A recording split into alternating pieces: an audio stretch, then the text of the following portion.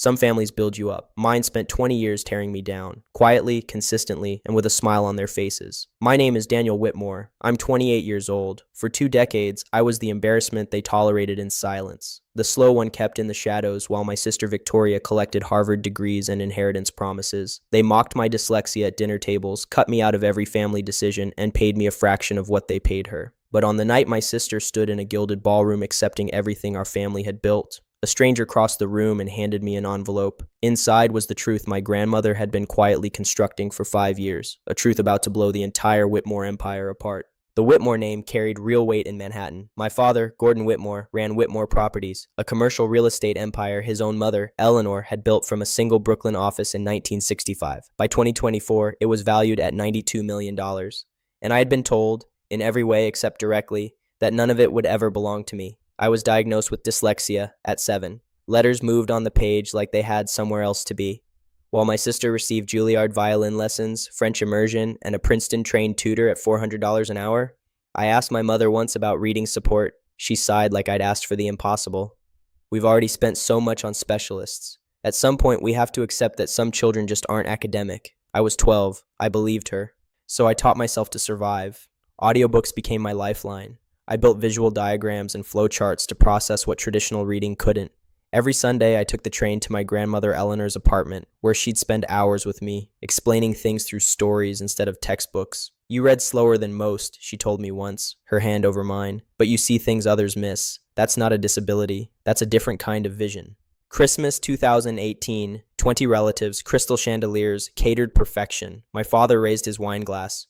Victoria has been accepted to Harvard Law School, full scholarship. Applause filled the room. Then his gaze drifted to me, and the warmth in his voice simply shut off. And Daniel, he paused. Well, Daniel is also here. Soft, uncomfortable laughter rippled through the room. Victoria didn't defend me. She laughed with them. I stared at my plate and refused to let the tears fall. Under the table, a thin hand found mine. Papery fingers, firm grip, Grandma Eleanor. When I looked up, her eyes weren't sad. They were furious, aimed directly at her own son. She said nothing that night, but 3 months later, she called me to her apartment. What I didn't know was that Christmas dinner, 30 seconds of casual cruelty, had set something in motion that would take 5 years to fully detonate. After university, I joined Whitmore Properties. My father hired me as an administrative assistant at $42,000 a year. That same month, Victoria joined as chief legal counsel at $280,000 plus bonuses. My job was photocopying, booking rooms, fetching coffee for men who never learned my name, but I watched, and I listened. In 2019, Grandma Eleanor had spread old company contracts across her table and taught me to read them not word by word, but as living systems. Your father reads contracts like a lawyer, she said. He looks for what he can take. You read them like an architect. You see how everything connects. That same afternoon, she placed a small mahogany box with brass hinges in my hands. Keep this safe. Don't open it yet. When you need it, you'll know. April 2024, a Tuesday, subject line, position restructuring, confidential. They were letting me go. That evening, staying late, I heard my parents through my father's office wall. We can't have him here when Victoria takes over, my father said. It looks bad. My mother's reply came soft and final. We've done everything we could.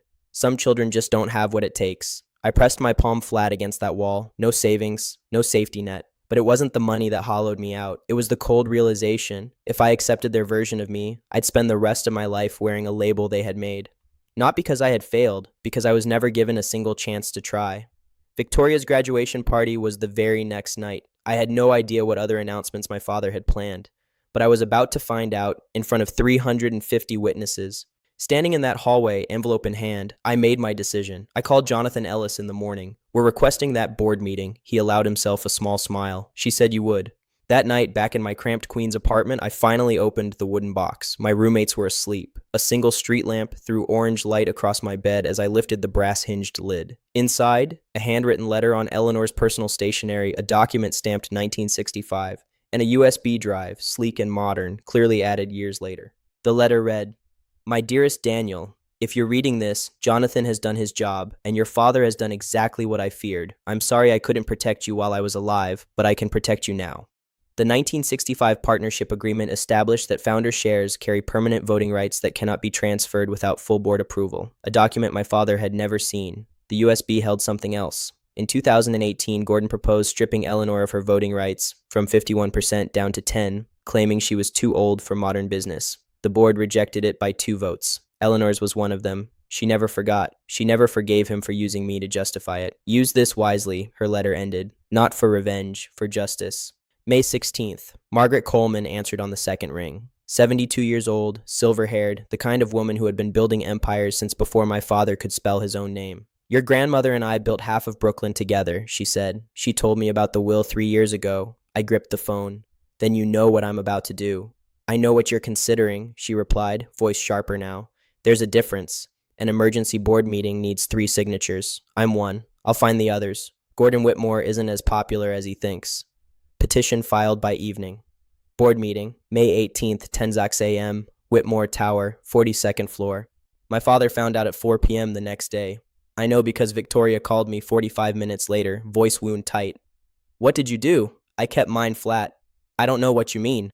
She hung up without a goodbye. 20 minutes later, my father stormed past my cubicle and slammed his office door hard enough to rattle glass. Through the wall, I heard him on the phone. Daniel can barely read a spreadsheet. He's not a threat to anyone. For the first time in 28 years, being underestimated felt like an advantage. That night, I prepared everything. 3 printed copies of the will, the 2018 board minutes, downloaded as backup, a brief factual statement, no accusations, just evidence. Jonathan confirmed he'd attend as authenticating counsel. I barely slept, but for once it was anticipation, not dread. May 18th, 9:45 a.m. The elevator opened onto the 42nd floor, Italian marble, floor-to-ceiling windows, a space designed to make people feel small. I stepped out in a borrowed blazer 2 sizes too big, carrying a portfolio I'd bought secondhand for $12. The security guard stopped me at the boardroom door. I wasn't on the authorized list. Then Victoria appeared behind me, navy power suit, designer scarf, and laughed. What are you even presenting, Daniel? You work in the copy room. Before she finished, Margaret Coleman appeared in the doorway. I invited him. He has standing. She looked at my father. Let him in. Gordon's jaw tightened.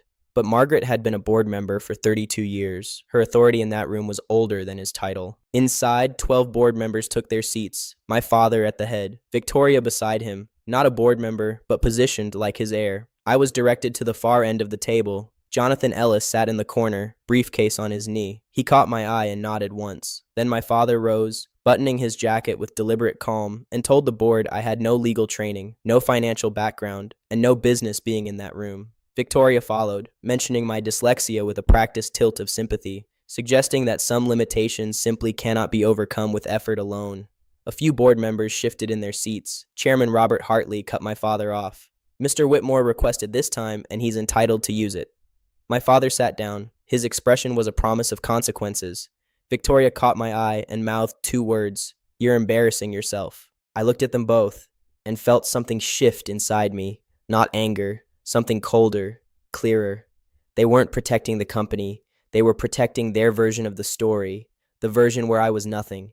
I reached into my portfolio and placed the will on the table. The room went silent. Robert Hartley looked around the table. As majority shareholder, Mr. Whitmore has the right to propose motions, including matters of executive leadership. He turned to me. Do you have a motion to bring forward? I stood, heart pounding, voice steady. I have one motion. My father rose from his seat. Hartley stopped him cold. Sit down, Gerald. The floor belongs to Daniel. My father sat. His face had gone gray. I am not proposing to remove Gordon Whitmore as CEO.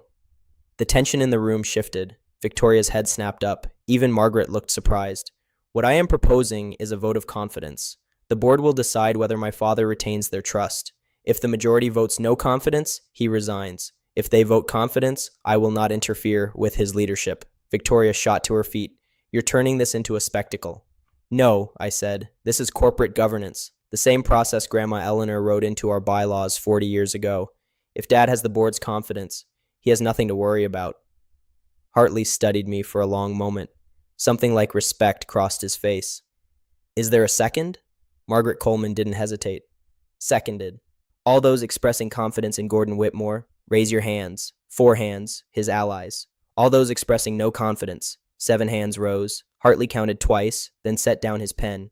The motion carries 7-4. Mr. Whitmore, per section 14.3 of our bylaws, you have 30 days to tender your resignation. My father said nothing. He stood and looked at me. Really looked at me, Perhaps for the first time in my life, I expected rage. What I saw instead was recognition, the quiet understanding that he had underestimated me so completely that he had lost everything. He walked out without a word. Gerald caught me in the corridor outside. My mother was with him, mascara streaked down her face. You ungrateful. Gerald. My mother gripped his arm. Not here. She just destroyed this family in front of 12 people. I held my ground. I didn't destroy anything. I told the truth. Your grandmother was manipulated. That lawyer. Grandma Eleanor wrote that will 5 months after you tried to take her power away, I said. You didn't lose because I betrayed you. You lost because you betrayed her. My mother stepped forward. Sweetheart, we were protecting you. You've always struggled. You didn't protect me. You erased me. 28 years of silence found its shape in words. Every Christmas dinner, every family photo, every conversation where Miranda's name filled the room and mine didn't exist. That wasn't protection. That was abandonment. My father grabbed my arm. This isn't over. We'll contest that will. I pulled free. You'll lose, and you know it. Grandma planned for every contingency, including this one. I walked to the elevator. Behind me, my mother called my name. I didn't turn around. For the first time in my life, I didn't need their permission to leave. The doors closed. I leaned against the steel wall and finally let myself breathe. The adrenaline drained slowly, and what replaced it wasn't triumph. It was grief. I had just buried 28 years of hoping things would change. That hope was dead now. I had killed it myself. And somehow, that was the most painful part. Gerald signed his resignation letter on May 19th. I learned about it through an email from Hartley. The board offered me a formal role. Strategic advisor, majority shareholder. Jonathan Ellis reviewed it. Fair offer, no hidden strings. I accepted. Margaret Coleman called that Saturday. Eleanor would have handled it exactly the same way, she said. The vote of confidence instead of termination, giving him a chance he didn't deserve. She laughed softly. She always said mercy was the ultimate power move. I thought about that long after we hung up. Mercy wasn't weakness. Mercy was choice. And for the first time in my life, the choice had been mine. 6 months later, I moved into my own apartment in Brooklyn Heights. 1 bedroom, pre-war building.